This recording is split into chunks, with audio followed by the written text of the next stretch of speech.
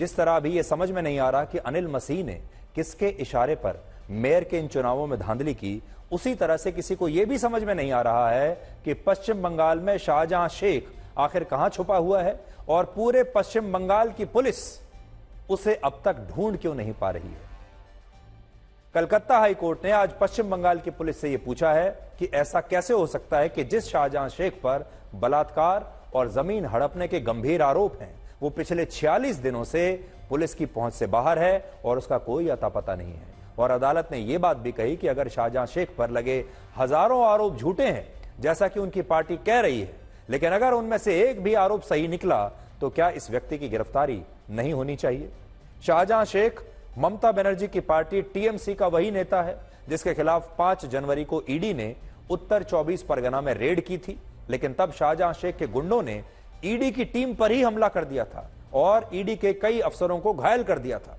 उसी दिन से यानी 5 जनवरी 2024 से ही यह शाहजहां शेख गायब है और आज तक उसकी कोई खबर नहीं है। इससे भी खतरनाक बात यह है कि संदेश खाली में महिलाओं ने शाहजहां शेख और उसके गुंडों पर बलात्कार के गंभीर आरोप लगाए हैं और कहा है कि शाहजहां शेख महिलाओं को उनके घर से उठवा लेता था और फिर उनका यौन शोषण करता था। लेकिन सोचिए, ऐसा व्यक्ति उस पश्चिम बंगाल में गायब है जहां के मुख्यमंत्री ममता बनर्जी सबसे ज्यादा यह बात कहती हैं कि लोकतंत्र खतरे में है और संविधान खतरे में है। सबसे ज्यादा वो ये बात कहती हैं। सबसे दुख की बात जानते हैं क्या है? ममता बनर्जी एक महिला है और पश्चिम बंगाल में एक महिला मुख्यमंत्री होने के बावजूद संदेश खाली की महिलाओं पर खुलेआम इतना अत्याचार हो रहा है, बलात्कार किए जा रहे हैं, महिलाओं को उनके घर से उठाकर ले जाया जाता है और उनके साथ मनमानी की जाती है। और उसके बावजूद ममता बनर्जी एक महिला मुख्यमंत्री होने के बावजूद इस बात का संज्ञान अभी भी नहीं ले रही हैं। यह सबसे दुखद बात है।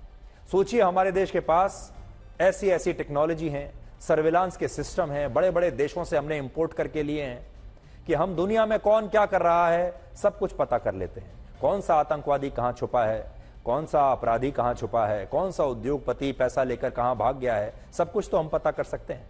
लेकिन हम ये नहीं पता कर पा रहे कि जो शाहजहां शेख है ये कहां छुपा है।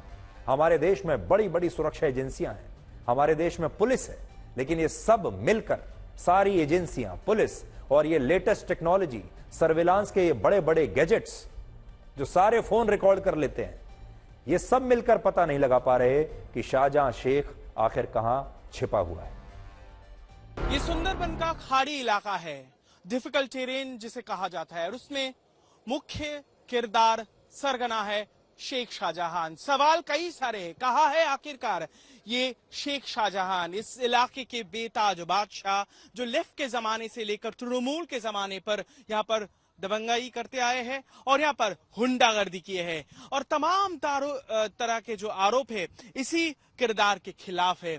क्या वो ये जो नदी से घिरा हुआ इलाका है इसी के किसी कोने पे छुपा हुआ है? ये शिबू हजरा जी ने किया है, क्योंकि जब तक ये हर साल में हम लोग का इधर फ्लोटिंग होता था, तो फ्लैटिंग होता था, इस टाइम पे नहीं देखा था। जब लगाया ना ये पोल्ट्री फार्म जो दिख रहा है ना आपको, पोल्ट्री फार्म जब लगाया उसी टाइम पे, उसी साल में ये जो भेरी है आपका, ये जो बांध दिख रहा है ना आपको, ये बांध को ऊंचा किया, उसके बाद इधर से मिट्टी लेके ये ऊंचा किया और ग्राउंड का पूरा खत्म कर दिया।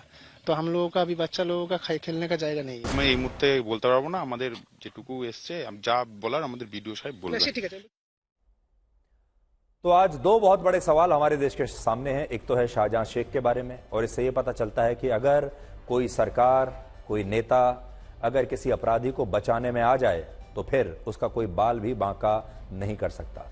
इस केस में भी हाई कोर्ट को अब आना पड़ा और हाई कोर्ट को कड़ी फटकार लगानी पड़ी और हाई कोर्ट अब यह कह रहा है कि भाई ऐसा कैसे हो सकता है कि शाहजहां शेख किसी को मिल ही नहीं रहा है, उसे सामने लाया जाना चाहिए। और तो यहां भी हाई कोर्ट को आकर बताना पड़ा, क्योंकि एक राज्य सरकार इस अपराधी को बचा रही है। दूसरी जगह अगर आप देखें तो दूसरा बड़ा सवाल है अनिल मसीह को लेकर, और उसके बारे में भी देश ये जरूर जानना चाहेगा कि अनिल मसीह को ये सब करने के लिए आखिर किसने कहा था। जांच तो इस बात की होनी चाहिए।